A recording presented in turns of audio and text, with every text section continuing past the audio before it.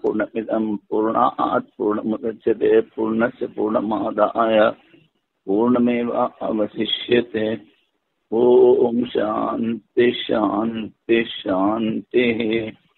శంకరం శంకరాచార్యం కేశవం బాదరాయణం సూత్రభాష్యకృతౌ వందే భగవంతౌ పునః ఈశ్వరో గురురాత్మేతి మూర్తిభేద విభాగినే వ్యోమవద్వ్యాప్తదేహాయ దక్షిణామూర్తయే నమః. పూర్వవాది ద్వైతుడు ఆత్మ అణువు అంటాడు. దానికి వరుసగా అనేక తర్కాలు చెప్పుకుంటూ వచ్చాడు. ఇంకా 2 సూత్రాల్లో వాడు చెప్తాడు. తథాచ దర్శయతి,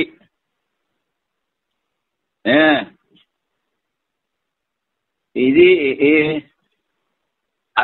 అలాగే కనిపిస్తోంది అంటాడు.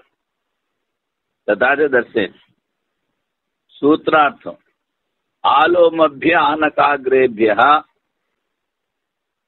మేమిరువురము ఇంద్రియ విరోచన తాత్వను తలవెంట్రుండి కాలు వరకు చూచితిమి. అది ముందు ప్రజాపతి ఒక దండోరా వేశాడు. ఏమిటి? నా దగ్గర విద్య ఉంది, అది కనుక తెలుసుకుంటే ఎవరికి ఏది కావాలంటే అది దొరుకుతుంది అని. అప్పుడు ఈ దేవతలు రాక్షసులు సభ చేసి అందరూ పోతే బాగుండదు, మనం ప్రతినిధిగా ఒక్కొక్కరు వెళ్దామని రాక్షసులకి ప్రతినిధి విరోచనుడు, దేవతల ప్రతినిధి ఇంద్రుడు వెళ్ళారు. వెళితే 32 సంవత్సరాల వరకు ప్రజాపతి ఏమో అడగలేదు. ఎరా మీరు ఎత్తుకొచ్చారు, ఆశ్రమంలో ఎందుకున్నారు, ఏమి చేస్తున్నారు అడగలేదు. ఎన్ని 32 సంవత్సరాలు. అప్పుడు 32 సంవత్సరాల తర్వాత అడిగాడు, ఎలా ఎందుకు వచ్చారు అని. అప్పుడు వీళ్ళు చెప్పారు, మీరు వేసిన దండోరా మేము వచ్చాము, ఆ విద్య మేము తెలుసుకోవాలనుకుంటున్నాము. అంటే మీరు ముందు వెళ్ళి నీళ్ళల్లో మీ ప్రతింబాన్ని చూసుకురండి, ఏది చూస్తోందో అది ఆత్మ అని చెప్పాడు. అంటే చూసి వచ్చారు, ఏది చూడబడేదో అది ఆత్మ అనుకున్నారు. ప్రతిబింబంలో ఏం కనిపిస్తుంది? శరీరం కనిపిస్తుంది. వీరు వచ్చాడు, శరీరమే ఆత్మ అనుకుని వెళ్ళిపోయాడు. వీడు ఏం చెప్పలేదు. అధోపక్షం గురువు గారికి థ్యాంక్స్ చెప్పాలి కదా, ఏం చెప్పకుండా వీడు వెళ్ళిపోయాడు. ఎవడు? ఇంద్రుడు. వెళ్ళిపోయిన తర్వాత ఆలోచించడం మొదలుపెట్టాడు. ఈ శరీరం నశ్వరము, ఇది ఆత్మ ఎలాగవుతుంది అని. ఆ ప్రసంగంలో 2వ సారి ప్రజాపతి చెప్పాడు ఇద్దరికీను. ఏమిటి? మీరు ఇంతకాలం ఇక్కడ ఉండి గోళ్ళు జుట్టు పెంచుకున్నారు, అవన్నీ కవరం చేయించుకుని గోళ్ళు తీయించేసుకుని ప్రతిబింబంలో నీళ్ళలో చూడండి రా అంటాడు. చూశాము, ఏం కనిపిస్తుంది అంటే శరీరం కనిపిస్తుంది, ఆత్మ అంటాడు. సరే, వాడు వెళ్ళిపోతాడు విరోచనుడు. ఇంద్రుడు మళ్ళీ వెనక్కి వస్తాడు. మళ్ళీ 32 సంవత్సరాల తర్వాత అడుగుతాడు, ఎరా ఏం మాట్లాడకుండా పోయా, మళ్ళీ ఎందుకు వచ్చేవరా అని. అప్పుడు స్వప్న దర్శనం గురించి చెప్తాడు. వీడు మళ్ళీ స్వప్నంలో చూడబడేది ఆత్మ అనుకుంటాడు. మళ్ళీ వెళ్ళిపోతాడు, మళ్ళీ వస్తాడు. 3వసారి వచ్చినప్పుడు సుషుప్తి దర్శన ఆత్మ అంటాడు. వీడు సుషుప్తిలో వచ్చే ఆనందం ఆత్మ అనుకుంటాడు. మరి ఆనందం నిత్యం కాదు కదా, సుషుప్తిలో ఉన్న ఆనందం. మళ్ళీ వస్తాడు. మళ్ళీ వస్తే మళ్ళీ 5 సంవత్సరాలు ఉండమంటాడు. మరి ఇన్నిసార్లు ఇంతకాలం ఎందుకు ఉండమన్నాడు అంటే, చెప్పిన ఉపదేశాన్ని అర్థం చేసుకోవడానికి మనసు శుద్ధి కావాలి. మనసు శుద్ధి కాకపోతే ఒకటి చెప్తే ఒకటి అర్థం చేసుకుంటాడు విరోచనలాగా. అందుకని 101 సంవత్సరాలు తపస్సు చేయించాడు ఇద్దరి చేత. అప్పుడు ఆఖరిసారి ద్రష్ట దృశ్యం నశ్యము ద్రష్ట ఆత్మ తేలించాడు. అది ఈ విరోచనల ప్రసంగం. ఆ ప్రసంగంలో మేమిరువురము ఆత్మను తల వెంట్రుకల నుండి కాళ్ళగోడ వరకు చూచితిమి. చూడు, ఆత్మ కనిపిస్తుందా? ఏమిటంటారు? తల వెంట్రుకల నుంచి కాళ్ళగోడ వరకు చూశారు పెద్ద మనుషులు, వెర్రి వెధవలు. ఈ శృతి ఆత్మక చైతన్య గుణము శరీరమంతా వ్యాపించినది ప్రతిపాదించుతున్నది. ఇప్పుడు ఈ వాక్యం పట్టుకున్నాడు పూర్వపక్షి. పట్టుకుని ఏమిటంటాడు? ఈ ఆత్మ చైతన్యము శరీరం అంతా వ్యాపించి ఉంది అంటాడు. అది కరెక్టే. అది ఎన్ని చోట్ల ఉంది. శరీరం లోపల ఉంది, శరీరం బయట ఉంది, శరీరం అంతా వ్యాపించి ఉంది. తదాదే దర్శయతి, అలా కనిపిస్తుంది అంటాడు. ఆత్మ యొక్క స్థానం హృదయం చెప్పిన తర్వాత ఆత్మ చైతన్య గుణం తలపెట్టు ఉండి కాళ్ళ వరకు సంపూర్ణ దేహంలో వ్యాప్తమని చాందోగ్యసుడి చెప్పుచున్నది. ఉద్యోగోపదేశ. ఇప్పుడు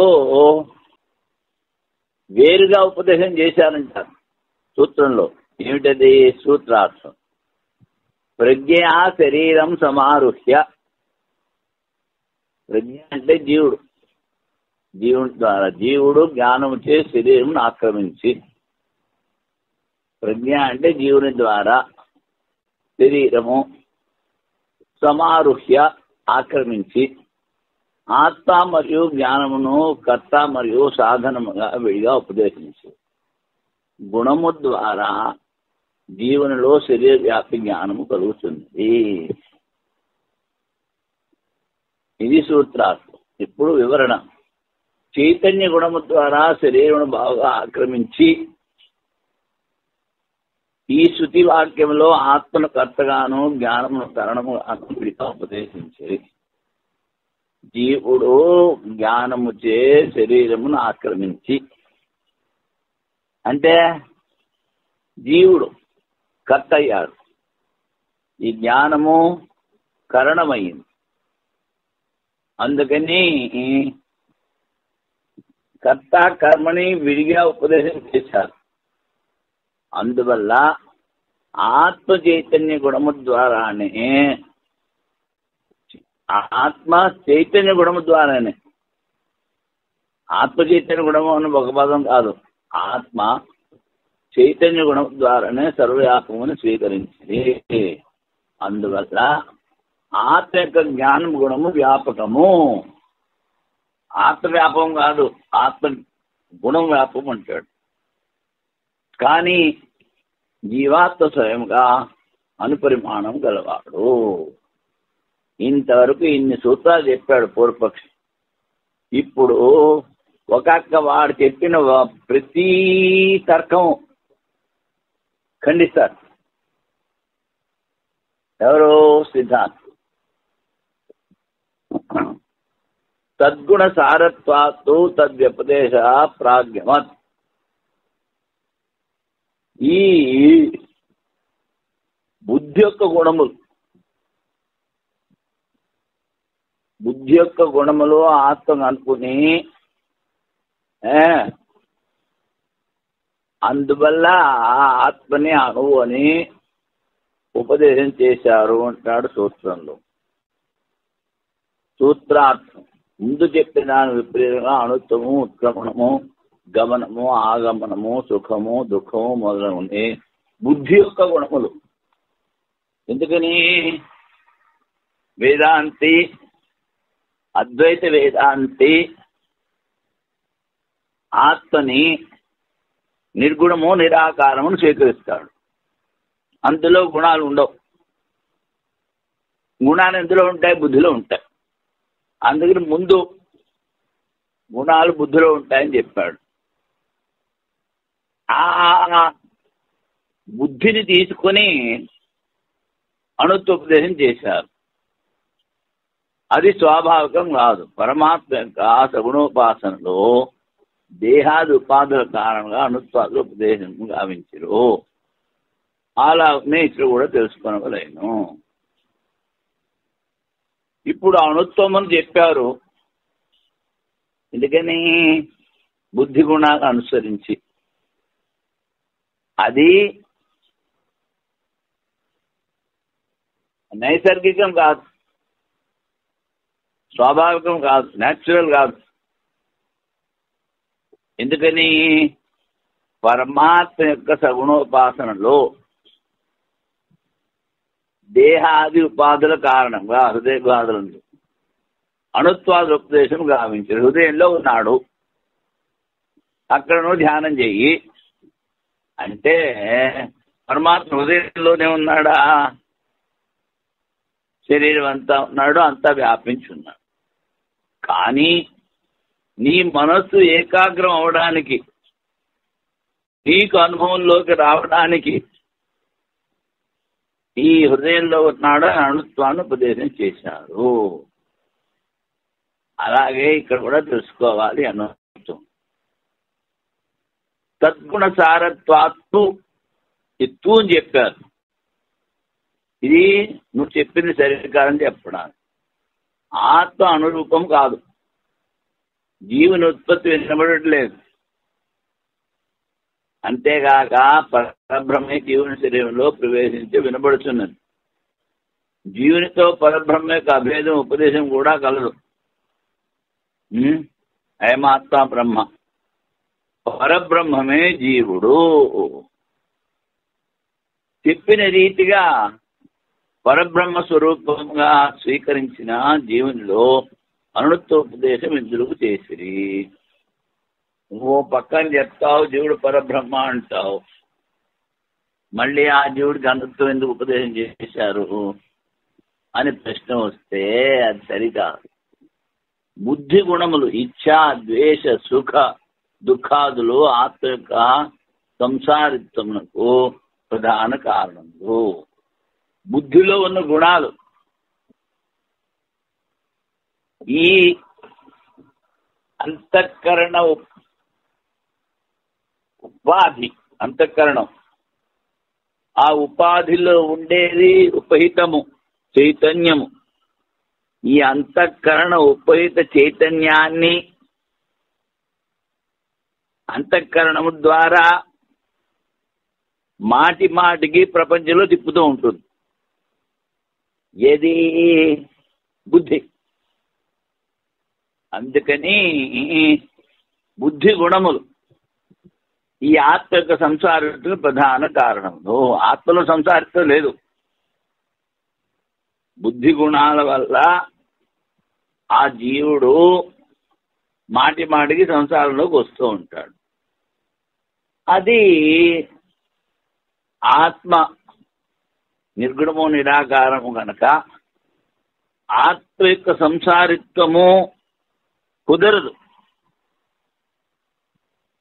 కానీ ఉపహితమైన చైతన్యం అంటే అంతఃకరణం వల్ల ఆత్మ కూడా మాటి మాటికి జన్మమృత్యుల సంసారంలో తిరుగుతోంది అనిపిస్తుంది.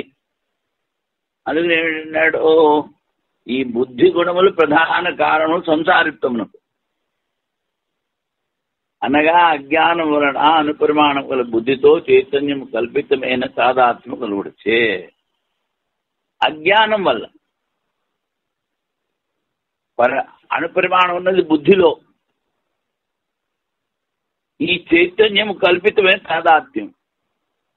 ఎక్కడైతే తాడుందో అక్కడే పాముంది. ఈ తాడు పాములా కనిపించేది కల్పిత తాదాత్మ్య సంబంధం. అలాగే ఇక్కడ బుద్ధితో చైతన్యం, బుద్ధి జడము, ఆత్మ చైతన్యం. మరి ఈ రెండు ఒకటేలాగైతాయి? కల్పిత తాదాత్మ్య సంబంధం ద్వారా. తాడు మీద పాము లేదు, మరి ఇది కనిపించింది అంటే కల్పించావు అజ్ఞానం వల్ల. అదేవిధంగా ఇక్కడ చైతన్యము కల్పితము, చైతన్యము కల్పిత తాదాత్మ్యముచే. దేంతో? బుద్ధితో. బుద్ధి యొక్క ఇత్యాధర్మములు సమముగా అనుపరిమాడుతున్న ధర్మం కూడా భ్రమ ద్వారా ఆత్మ ఎందుకు ఆనవచ్చుతున్నది. అందుకని ఈ బుద్ధి ధర్మాలు ఆత్మలో కనిపిస్తున్నాయి అనుపత్వం. అందువల్ల ఆత్మ అనుపరిమాణం చెప్పింది. అందుకని అధ్యస్థ అజ్ఞాని జీవుని వ్యవహారం చూసి ఆత్మ పరిమాణం చెప్పారు. బుద్ధి గుణములతో తాదాత్మ్యం లేకుండా శుద్ధాత్మలో సంసారిత్వం కానరాదు. బుద్ధితో తాదాత్మ్యం అయితే శుద్ధాత్మలో సంసారం లేదు. అందుకని సద్గుణ సారత్వాత్తు అన్నారు. బుద్ధి గుణములు ప్రధానంగా గల జీవుని స్వీకరించి, సద్గుణం అంటే బుద్ధి గుణములు స్వీకరించి బుద్ధి పరిమాణం ఆత్మ పరిమాణంగా ఉపదేశించి, బుద్ధి యొక్క ఉత్కాంతి గత్యాదులు, బుద్ధి అంటే ఇక్కడ అంతఃకరణం, సూక్ష్మ శరీరం, అది పోతుంది వస్తుంది. ఆత్మలో ఉత్క్రాంతాలను ఉపదేశించరే కానీ కేవలం ఆత్మ ఎందు అనుపరిమాణం కానీ గుణములు కానీ లేవు. మరియు బుద్ధేర్గుణేన ఆత్మగుణే చేవ ఆరాగ్రమాత్రో ఎవరోపి ద్రష్ట. బుద్ధి మరియు శరీరం యొక్క గుణముల ద్వారానే పురుషునిలో ముళ్ళు కర్ర కొనయంత చిన్న పరిమాణము కానవచ్చును అని చెప్పారు. ఆత్మలో ఆరాగ్రమాత్రం. ఆరాగ్రం అంటే ముందుసారి చెప్పామనుకుంటా, గుర్రబండి తోలేవాడి దగ్గర కర్ర ఉంటుంది. ఆ కర్రకు ముందు ఒక చర్మం, దట్టమైన చర్మం తాడులాగా చేసి పెడతాడు, అది కడతాడు, గట్టిగా తగులుతుంది. ఆ చర్మంతో కొట్టినా అది వినకపోతే అప్పుడు ఆ కర్రకు ముందు ముళ్ళు ఒకటి ఉంటుంది, అది గుచ్చుతాడు, అప్పుడు పరిగెడుతుంది. ఆ కర్ర కొన్న ముళ్ళు కొన్న భాగాన్ని ఆరాగ్రమాత్రం ఉంటారు. అంత చిన్నది ఆత్మ అని చెప్పారు. ఎందుకని? బుద్ధి మరియు శరీరం గుణముల ద్వారానే పురుషునిలో ముళ్ళు కర్ర యొక్క కొనేంత చిన్న పరిమాణం కానవచ్చును. బుద్ధి గుణములను స్వీకరించి ఆరాగ్రమాత్రం ఉపదేశిస్తున్నది కానీ ఆత్మస్వరూపం చెప్పుడు కాదు. బుద్ధి గుణాల వల్ల ఇది ఆరాగ్రమాత్రం అన్నారు కానీ ఈ అసలు ఆత్మస్వరూపం కాదు. ఆత్మస్వరూపం చెప్పుడు కాదు. ఇది చైతన్య స్వరూపమైన పరమాత్మ గుణోపాసనలో దేహాదులు ఉపాధి కారణం అని పరమాత్మ ఉపదేశించింది. ఇది ఉపాధి కారణం వల్ల తర్వాత గుణాలు ఉపాసన చేయడానికి ఇలా చెప్పారు. ఉపాసన కొరకు జీవుని అనుప్రమాణత్వము ఉపదేశంలో విరోధం లేదు. అనుపరిమాణత్వము చెప్పుడులో విరోధం లేదు. బుద్ధి గుణములను అనుసరించి ఆత్మలో సంసారత్వము కల్పన గావించిన జీవబుద్ధులకు వియోగము కలిగినచో ఆత్మలో సంసారత్వం ఉండదు. మళ్ళీ శంక, జీవబుద్ధులకు వియోగము కలిగినచో ఆత్మలో సంసారత్వం ఉండదు. జీవత్వమునకు బుద్ధి సంబంధమే ఉపాధి కాన బుద్ధి సంబంధం పోయించో జీవునికి అసత్వం వచ్చును. ఇప్పుడు నైయాయికులు వైశేషికులు వాళ్ళతో చేరాడు వీడు ఈ ద్వైతవాది. అందుకని బుద్ధి సంబంధమే ఉపాధి కాన ఆత్మకు ఉపాధి ఏమిటి? బుద్ధి. ఆ బుద్ధి పోతే ఈ జీవుడు కూడా పోతాడంటాడు. అప్పుడు వచ్చే సూత్రంలో జవాబు చెప్తున్నారు. యావద్ ఆత్మభావిత్వాచ న దోష సద్దర్శనాత్. యావద్ ఆత్మభావిత్వాచ,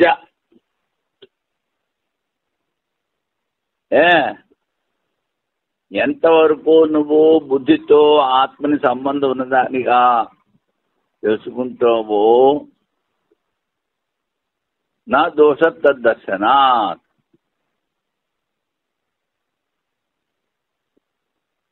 ఆ దోషం ఉండదు. ఆత్మజ్ఞానం ద్వారా ఎంతవరకు బుద్ధి సంయోగం పోదో, ఇది బుద్ధి సంయోగం ఉంటే అజ్ఞానం వల్ల సంసారం. ఇప్పుడు ప్రతివాడు నేను శరీరం అంటాడు, నేను బుద్ధి అంటాడు, నేను అహంకారం అంటాడు, నాకు ఇంద్రియాలు ఉన్నాయంటాడు, నేను ఆత్మను ఒకడు ఉండు. అసలు సత్యం ఏంటి? నేను ఆత్మని, అహం బ్రహ్మాస్మి అంటే ఏమిటి? అసలు సత్యాన్ని వదిలిపెట్టి ప్రతివాడు పొద్దున్న లేచిన దగ్గర నుంచి సాయంకాలం వరకు అబద్ధమే చెప్తున్నాడు అనమాట, శాస్త్రరీత్యా చూస్తే. ఎందుకని? స్వయంగా వాడు ఆత్మ నేను నేను నేను నీ శరీరాత్మడు తిరుగుతాడు. అంటే ఒక విధంగా ఇది అసత్యం. అందుకని దీనికన్నా మించిన పాపం లేదు అని చెప్పారు శాస్త్రంలో. శరీరాన్ని ఆత్మ అనుకోవడం కన్నా మించిన పాపము లేదు అని చెప్పారు. కనుక బుద్ధి సంయోగం పోయేంత వరకు, అది ఎప్పుడు పోతుంది? ఆత్మజ్ఞానం ద్వారా పోతుంది. అందుకని ఆ బుద్ధి సంయోగం ఉంటుంది ఆత్మజ్ఞానం వచ్చేంత వరకు, కనుక దోషం లేదంటాడు. దేహ వియోగం కలిగినను బుద్ధి సంయోగము ఉండని స్థితిలో చెప్పింది. దేహం పోయినా బుద్ధితో సంయోగం ఉంటుంది. సమాన సన్ ఉభౌ లోకో అనుసంచరతి. ఈ ఆత్మ బుద్ధితో తాదాత్మ్యం పొంది ఇహపరలోకములు సంచరించును. ఇహపరలోకములు అంటే ఈ లోకము పరలోకము, లేకపోతే జాగ్రత్త స్వప్నము తిరుగుతూ ఉంటుంది. బుద్ధి వియోగం ద్వారా చెప్పే దోషము మా మతంలో లేదు. జీవబుద్ధులు కలిసి ఉన్నాయి, వేరైతే ఆత్మనాశనం అయిపోతుందన్నావు నువ్వు. ఈ దోషం మా మతంలో లేదు. ఎందుకని? జీవునిలో తత్వదర్శనం ద్వారా, తత్ అంటే బ్రహ్మ, తస్య భావం తత్వం అనగా బ్రహ్మభావం, బ్రహ్మానుభూతి. తత్వదర్శనం అంటే బ్రహ్మానుభూతి. ఎంతవరకు తత్వదర్శనము ద్వారా ఎంతవరకు సంసార ధర్మం పోదో, అంటే తత్వదర్శనం కాకపోతే సంసార ధర్మం ఉంటుంది అన్నమాట. బుద్ధి సంయోగం ఉండును, నష్టం కాదు. బుద్ధి అని ఉపాధి సంబంధం ఉన్నంత వరకే జీవనంలో జీవత్వము, సంసారత్వం. బుద్ధితో సంయోగం ఉంటేనే వాళ్ళు జీవత్వము, సంసారం. పరమాత్మ దృష్టి ద్వారా నిత్య శుద్ధ బుద్ధ ముక్త స్వరూపమైన జీవుని అస్తిత్వం కానీ, జీవుని పదార్థం కానీ బ్రహ్మ కన్నా భిన్నముగా ఉండదు. పరమార్థ దృష్టితో చూస్తే బ్రహ్మ కన్నా భిన్నము ఉన్నది ఒకటే, ఏకమేవా ద్వితీయం. నాణ్యతోస్తి ద్రష్ట. బ్రహ్మ కన్నా భిన్నముగా చూచువాడు లేడు. తత్వమసి, నీవే బ్రహ్మ, అహం బ్రహ్మాస్మి, నేనే బ్రహ్మ. ఈ శృతుల ద్వారా ఆత్మానుభవం కలుగున్నంత వరకు బుద్ధి సంయోగం కలదని ఇట్లు తెలుసుకోగలము. సరే, నువ్వు శుద్ధులు చెప్పేశావు. శుద్ధులు చెప్పేస్తే నాకెలాగ అర్థమవుతుంది అంటాడు. ఆత్మ జ్ఞానం కలిగేంత వరకు బుద్ధి సంయోగం ఉంటుంది. ఆత్మజ్ఞానం కలిగితే బుద్ధి సంయోగం ఉండదు. నేను ఎలా తెలుసుకునేది అంటాడు. ఈ విధమైన సంశయం కలుగుడు సరికాదు. శృతి ఈ విషయమనే చెప్పినది. యోయం విజ్ఞాన ప్రాణ శుద్ధ్యంత జ్యోతిష సమాన సన్నుభవలోకో అనుసంచరతి. విజ్ఞానమేమనగా బుద్ధిమయమని అర్థం. శరీరం పోయినను బుద్ధి సంయోగం పోదు. ఇంద్రియముల్లో విజ్ఞానమయుడు హృదయ మధ్యమున ప్రకాశ స్వరూపుడై బుద్ధి ఉపాధి ఏ పురుషుడు కలడో అతడు ఆ బుద్ధితో కూడి ఏ పరలోకమును సంచరించును. అది సుషుప్తి ప్రళయంలో ఆత్మతో బుద్ధికి సంబంధం స్వీకరించడం లేదు. చూడు, సుషుప్తిలోనూ లేదు, ప్రళయంలో లేదు బుద్ధితో. శృతిలో స్వమపీతో భవతి. స్వం అంటే తన యొక్క స్వరూపం, ఆత్మస్వరూపం. దానిలో ప్రవేశిస్తాడు.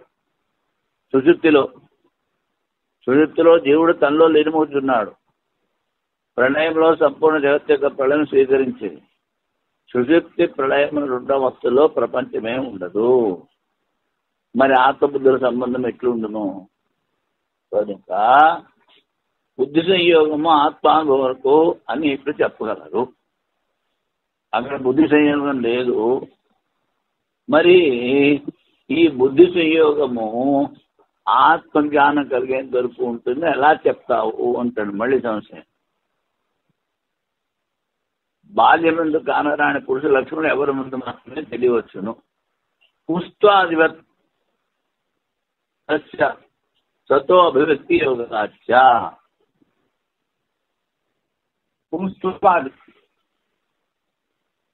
పుష్పాది అంటే పురుషత్వం. బాల్యంలో ఉన్నది యవ్వనంలో వస్తుంది. అభివ్యక్తి యోగాచ్చు, అది కనిపిస్తుంది. బాల్య రెండు కానరాని పురుష లక్ష్యంలో యవ్వనందు మాత్రమే తెలియవచ్చును. సుషుప్తి అవస్థలో సూక్ష్మ రూపంలో ఉన్న బుద్ధి సంయోగము మరల జాగ్రత్త అవస్థలో అభివ్యక్తం అవును. సుషుప్తిలో సూక్ష్మావస్థలో ఉంటుంది, అది జాగ్రత్తలో అభివ్యక్తం అవుతుంది. ఎంతవరకు బుద్ధి ఉండనో అంతవరకు బుద్ధి సంయోగం ఉన్నట్టు విరుద్ధం కాదు. ఈ సూత్రానికి వివరణ చెప్తున్నారు. బాల్యమునందు వీర్యాది పురుషుడి ధర్మంలో బీజ రూపంలో ఉండను. బాల్యంలో బీజ రూపంలో ఉంటాయి, యవ్వనంలో అభివ్యక్తమవును. సుషుప్తి ప్రళయంలో సూక్ష్మ రూపంలో బుద్ధి సంయోగం ఉండను, జాగ్రత్త అవస్థలో వ్యక్తమవును.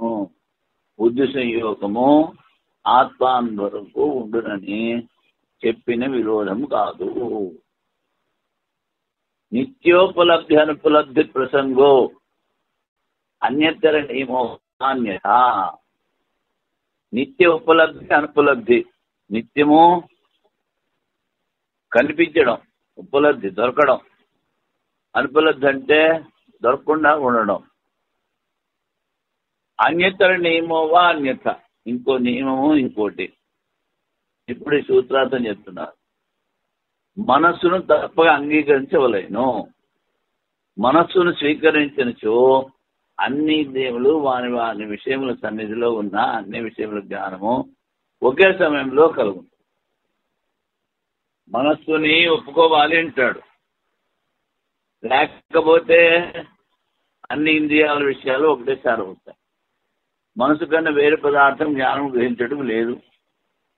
కనుక మనస్సు ఉన్నను జ్ఞానం కలగలేదని జ్ఞానం అన్నిటికీ కలగదు. మనస్సు ఉంటే జ్ఞానం. ఒక విషయ గ్రహణము మరొక విషయ అగ్రహణము కోరువారికి జ్ఞాన సామాగ్రిలో ఆత్మ లేక మనస్సు యొక్క శక్తి ప్రతిబంధం స్వీకరించవలసి వచ్చును. ఇప్పుడు కుండ చూసావు, ఆ పక్కనున్న బట్ట కనిపించదు, కుండను చూస్తున్నావు కనుక. కుండను వదిలిపెట్టేసి బట్ట చూస్తున్నావు, అప్పుడు కుండ జ్ఞానం స్మరణలోకి వెళ్ళిపోతుంది, కానీ అప్పుడు ఉండదు.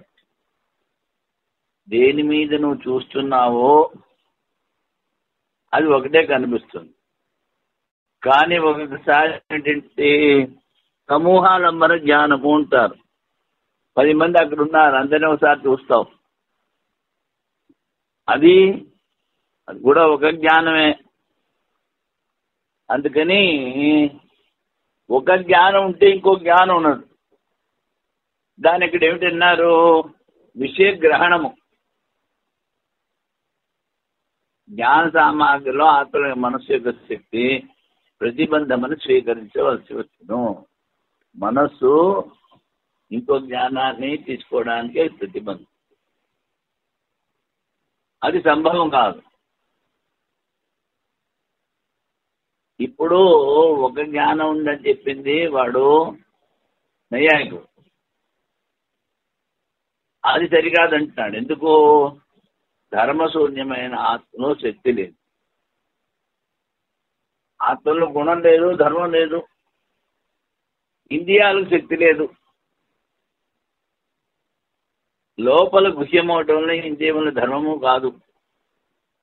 అందువల్ల ధ్యానాదుల్లో ఇచ్చ నియమించున్నది కలదని ఒప్పుకొనవలేను. మనస్సు ఉంది అని ఒప్పుకోవాలి.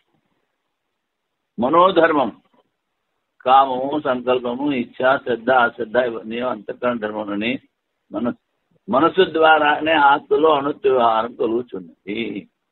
ముందు మనస్సును స్వీకరించాలి, నిత్య ఉపలబ్ధి. అందుకని ఈ మనస్సు ఉపాధి వల్ల ఆత్మని అణుత్వం చెప్పారే కానీ వాస్తవంలో ఆత్మ సర్వగతత్వము. ఆత్మ యొక్క ఉపాధి అంతఃకరణం, దీన్నే మనోబుద్ధులను కూడా ఉందరు. ఈ అంతఃకరణం ఉన్నదంటే ప్రమాణమేమి? ఆత్మ సంసారం అని చెప్పిన ప్రమాణమేమి? అంతఃకరణం ఉంది, సంసారం ఉందని చెప్పడానికి మనస్సును తప్పక స్వీకరించవలేను. జ్ఞానములకు సాధనలో ఆత్మ, ఇంద్రియములు మరియు విషయముల సన్నిధిలో ఎల్లప్పుడూ అన్ని విషయంలో జ్ఞాన ప్రాప్తి కలగవలేను. మనస్సు లేదనుకో, అన్నిటి జ్ఞానం ఒక్కసారి ఆత్మను కలుస్తుంది. కారణమున్నను కార్యాభావం కలిగించో సదా అప్రాప్తి ప్రశ్న వచ్చును. తెలుసుకోవడానికి కారణము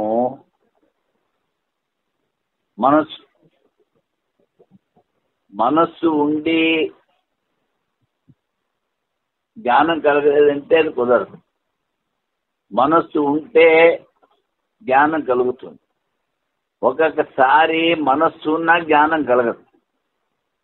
అది ఎలాగంటే అన్యత్రాభూవం నా శోషం నా దుష్టం, నా మనసు ఎక్కడో ఉంది, నేను చూడలేదు, నేను వినలేదని కూడా చెప్తాం. కనుక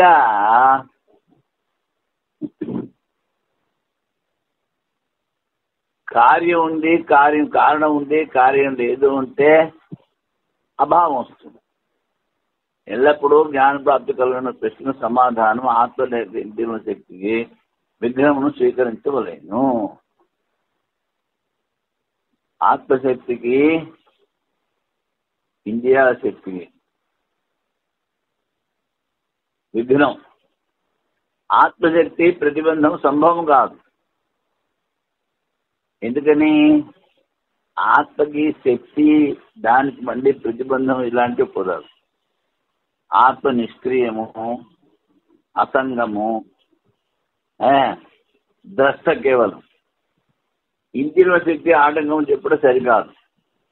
ముందు వెనక శక్తి కలిగిన ఆ ఇంద్రియముల యొక్క శక్తి అకస్మాత్తుగా ఎట్లు ప్రతిబింబం ఉన్నట్లు ఒక్కసారి ఇంద్రియ శక్తి లేకుండా పోదు. ఆత్మ ఇంద్రియములు విషయం ఉన్నప్పటికీ ఏది లేకపోవడం జ్ఞానం కలుగుటలేదో, ఆత్మ ఉంది, ఇంద్రియాలు ఉన్నాయి. ఇప్పుడు ఆత్మ ద్వారా జ్ఞానం అని ఎందుకంటారు? మనస్సులో ముందు మనస్సు విషయాకారాన్ని చేస్తుంది, వృత్తి. మళ్ళీ అదే మనస్సులో ఈ ఆత్మ ప్రతిబింబిస్తుంది. ఆ చైతన్యాభాసం వల్ల ఆ మనస్సులో ఆ ఇంద్రియం గ్రహించిన విషయ జ్ఞానం కలుగుతుంది. అంటే ఏమిటి? ఇటు ఆత్మ, అటు ఇంద్రియాలు, విషయము, మధ్యలో మనసు లేకపోతే జ్ఞానం కలగదు. ఆత్మ అంటే విషయమైనప్పటికీ ఏది లేకపోవడం జ్ఞానం కలగట్లేదో, ఏది ఉన్నంత వల్ల కలుగుతున్నదో అట్టి జ్ఞాన మనస్సు ప్రమాణ సిద్ధము. అన్యత్ర మనాభవం నా దర్శనం, అన్యత్ర మనాభవం నా చూస్తాం. నా మనసు ఎక్కడో ఉంది, అందువల్ల చూడలేదు, వినలేదంట. మనసా ఏవ పశ్యతి, మనసా శృణోతి. మనస్సులోనే చూస్తున్నాము, మనసులోనే వింటున్నాము. ఈ స్థితులు మనస్సు యొక్క అస్తిత్వమే ప్రమాణములు. మనస్సు కలదనియో అదే దేవునికి ఉపాధనియో దానిని ఆశ్రయించే జీవన సంసారత్వం అని ప్రమాణము. గమనాగమనములు ఉత్క్రాంతి చెప్పబడినది. అది ఇది ఇంపార్టెంట్. మనస్సు ఉంది, అది జీవునికి ఉపాధి. ఆ మనస్సుని ఆశ్రయించి ఆధారం చేసుకుని జీవునికి సంసారిత్వం, అణుపరిమాణిత్వం, గమనము ఆగమనం. నేను ముందు చెప్పాను, సుప్రజనం పోతుంది వస్తుంది, అది ఉత్క్రాంతి.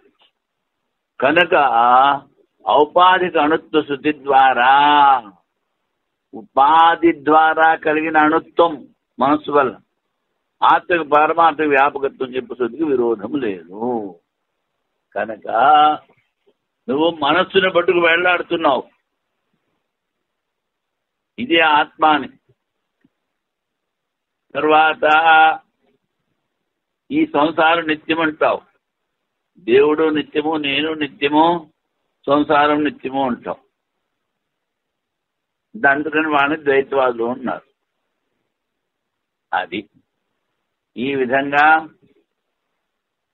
ఉత్క్రాంతి ఆగతి అయ్యింది. ఇప్పుడు ఉత్క్రాంతి గత్యధికరణం అయింది. దీని తర్వాత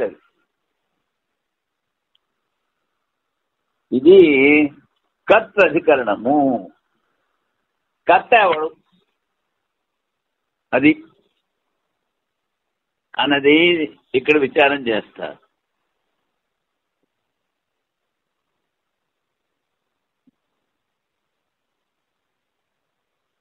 ఏ విధంగా జీవాత్మలో అణుత్వము, ఔపాధికము, స్వయం జ్యోతిష్వాదు వల్లే సర్వవ్యాపకత్వము పారమాత్మకం అని చెప్పబడిందో, అలాగనే కర్తృత్వాది బుద్ధి ఉపాధి కారణం వలన జీవాత్మను కల్పితం చెప్పుటకు. కర్తృత్వాది బుద్ధి జీవాత్మను కల్పితం చెప్పడానికి అంతర్బహిర్భావ సంగతి, ఇది సంగతి. ఈ కర్తధికరణం మొదలైంది. కర్తృత్వ అకర్తృత్వములు ఈ అధికరణలో విచారణీయ విషయములు. జీవునికి కర్తృత్వం ఉందా, అకర్తృత్వం? జీవాత్మ కర్తయా లేక అకర్తయా అని సంశయం. జీవునికి క్రియ లేకపోవడం వలన వానికి కర్తృత్వం లేదు, బుద్ధి కర్తృత్వం గలదు అని సాంఖ్యులకు అర్థం. సాంఖ్యులు కర్తృత్వం బుద్ధికి, ఆత్మ కర్తృత్వం లేదు అంటారు. కరణము లేక సాధనం అవటం వల్ల బుద్ధిని కర్త సరికాదు. బుద్ధి కరణము, కర్తృత్వం లేనిచో శాస్త్రీయ ఆఘాతులు లౌకిక వ్యాపారము చేయడం సాధ్యం కాదు. కానీ అందువల్ల జీవాత్మలో కర్తృత్వం స్వీకరించుటే ఉచితము. అజ్ఞానం వల్ల జీవుల్లో కర్తృత్వాన్ని ఒప్పుకోవాలి అంటాడు సిద్ధాంతం. ఇప్పుడు వైయాసిక న్యాయమాలు. జీవో కర్త అథవా కర్త దేహకర్తృత్వ సంభవాత్ జీవకర్తృతయా కిం స్యాత్ ఇత్యాహు సాంఖ్యమానినః. కరణత్వాద్ నధీకర్త్రి యాగ శ్రవణ లౌకికాః వ్యాపారా న వినా కర్త తస్మాత్ జీవస్య కర్త. జీవుడు అకర్త కర్త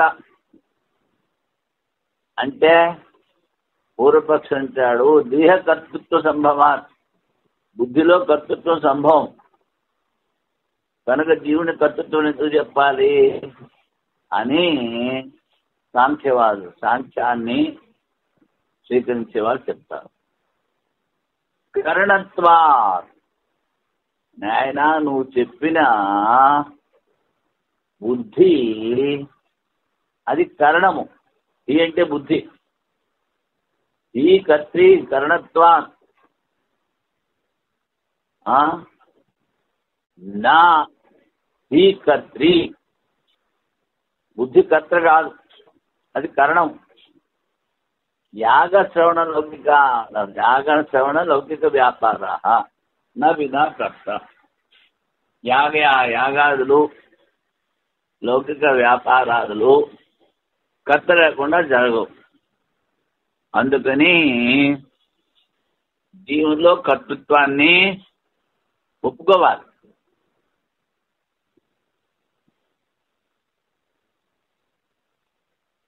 ఇప్పుడు ఈ వైయాసిక న్యాయమాలకి అనువాదం జీవుడు అకర్తయా లేక కర్తయా. సాంఖ్యులు చెప్పింది ఏమనగా బుద్ధిలో కర్తృత్వం స్వీకరించిన కార్యం జరుగును, క్రియ లేని జీవుని కర్తగా ఎందుకు స్వీకరించవలేను. సాంఖ్యులు జీవుడు పురుషుడు అనేక జీవులని చెప్తారు, మళ్ళీ జీవుడు అసంగం అంటారు. అందుకని వాడిని కర్తగా స్వీకరించరు. అప్పుడు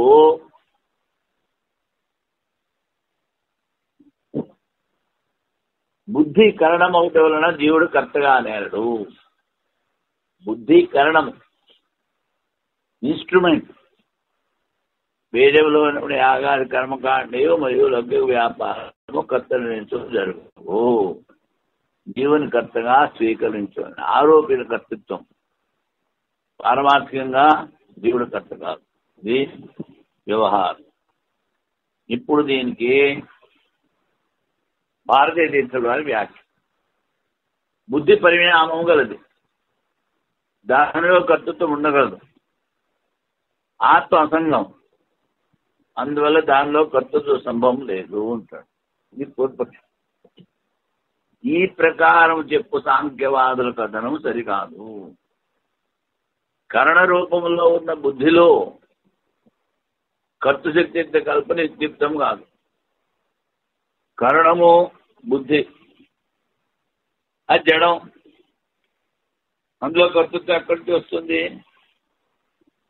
కరణంలో కానున్న గొడ్డలి మొదలగు అందులో కర్తృత్వం చూడబట్టలేదు.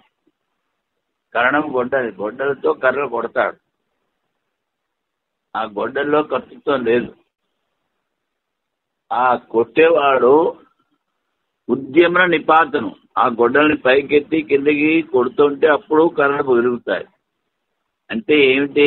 గొడ్డలి కరణం మాత్రమే, దాని కర్త వేరేగా ఉన్నాడు. బుద్ధిని కర్తగా స్వీకరించినదో దానికి వేరే కారణం యొక్క కల్పన చేయవలేను. బుద్ధి కర్త అంటే మరి కర్త కారణం ఉండాలి.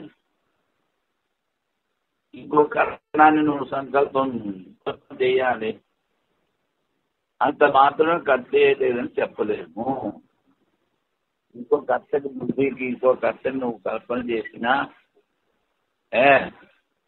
కర్త లేడని చెప్పలేదు.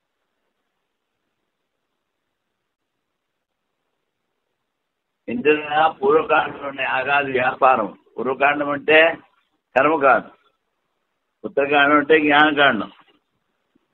ఉత్తరకాండంలో ఉన్న శ్రవణాదుల వ్యాపారము మరియు లౌకిక కృష్యాది వ్యాపారంతో కర్త యొక్క ఆవశ్యకం కలదు. కాను జీవుడు కర్తను స్వీకరించవలేను. ఇది భారతీయ తీర్థుల వారి వ్యాఖ్య. ఇప్పుడు సూత్రం కర్త శాస్త్రార్థవత్వా. శాస్త్రము ప్రయోజనం ఉంది అని చెప్పడానికి జీవుల్లో కర్తృత్వం స్వీకరించాలి అంటాడు ఈ సూత్రం. ఆత్మే కర్త, బుద్ధి కాదు. కర్తనపేక్షించి చెప్పు ఉపాయం వలన బోధించు బుద్ధి శాస్త్రం సార్థకంలో వచ్చింది. బుద్ధి కర్త్రి, శ్రీలింగవాచం కర్త అయినా ఫలమును అనుభవించి వాడు ఆత్మనైనా విధిశాస్త్రం నిరర్థకమగును. బుద్ధి కర్త, ఆత్మ ఫలితాన్ని అనుభవిస్తుందని చెప్తే కుదరదు.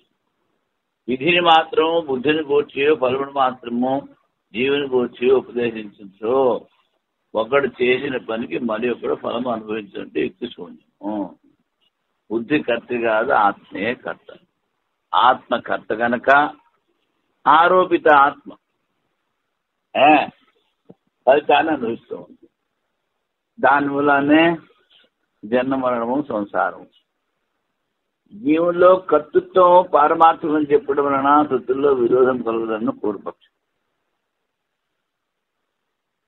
సిద్ధాంతి జీవకర్తృత్వం అపరమార్థికము, లౌకికం. పారమార్థ దశలో జీవుల్లో కర్తృత్వం లేదు. అప్పుడు శృతిలో విరోధం లేదు. కర్తృత్వం బుద్ధికా లేక జీవునికా? కర్తృత్వం అన్న సంశయములకు వికారం ఇవ్వటం బుద్ధియే కర్త అన్నది పూర్వార్థం.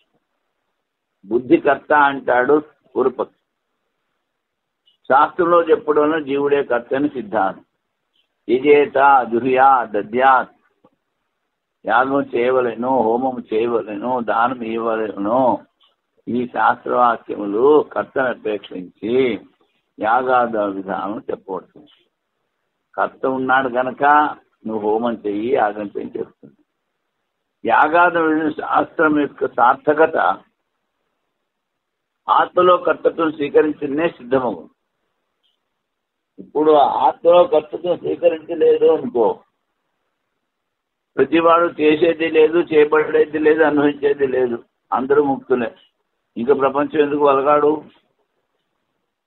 అందుకని ఈ కర్తృత్వం అంతా ఆత్మలో ఆరోపించుకున్నా. అందుకని ఏం చెప్పాను, పొద్దునుంచి సాయంకాలం వరకు నేను నేను నేను నేను తిరుగుతూ ఉంటాం. బుద్ధిలో కర్తృత్వమును జీవాత్మలో భోక్తృత్వం స్వీకరించడం యాగాదుల విధిని శాస్త్రము అనర్థకమమును. అచేతనమైన బుద్ధిలో కర్తృత్వం లేదు, అది ముఖ్యం. బుద్ధిలో కర్తృత్వం లేదు, జీవంలోనే కర్తృత్వం.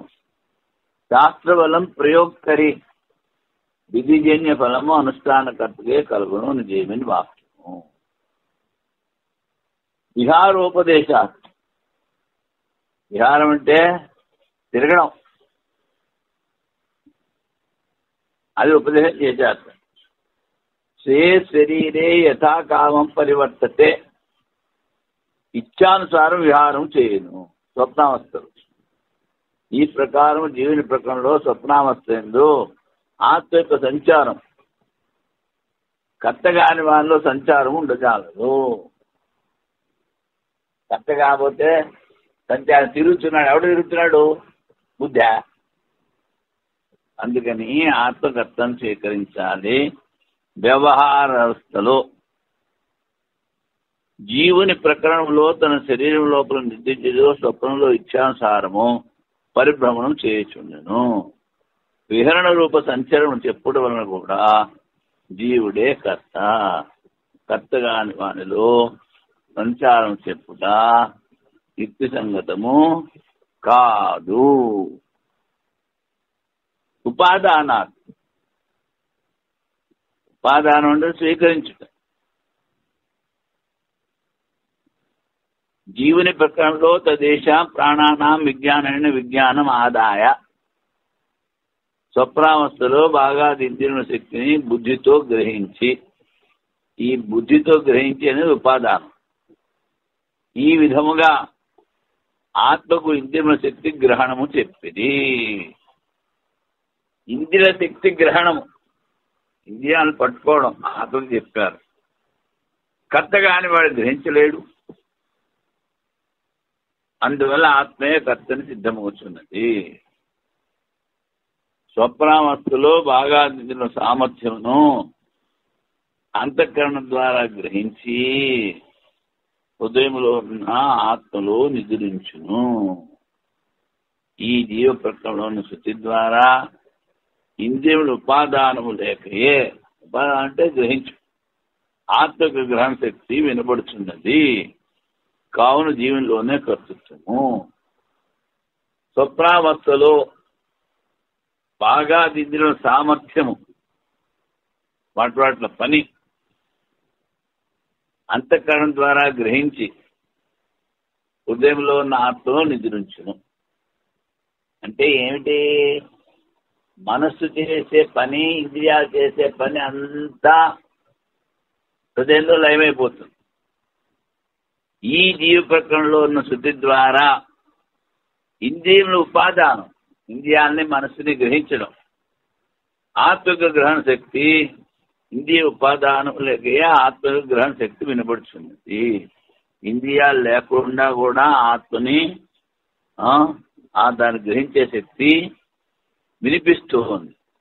కనుక జీవునిలో కర్తృత్వము సిద్ధము. ఓం పూర్ణమదః పూర్ణమిదం పూర్ణాత్ పూర్ణముదచ్యతే పూర్ణస్య పూర్ణమాదాయ పూర్ణమేవావశిష్యతే. ఓం శాంతి శాంతి శాంతి. శంకరం శంకరాచార్యం కేశవం బాదరాయణం సూత్రభాష్యకృతౌ వందే భగవంతౌ పునః పునః. ఈశ్వరో గురురాత్మేతి మూర్తిభేద విభాగినే వ్యోమవద్వ్యాప్తదేహాయ దక్షిణామూర్తయే నమః. ఓం శాంతి శాంతి శాంతి.